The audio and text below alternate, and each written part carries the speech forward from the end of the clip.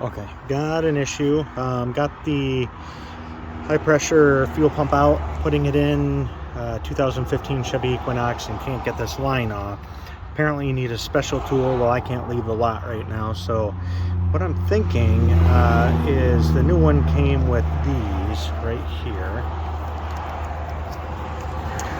I'm gonna try to cut that off, slip it on, and push out.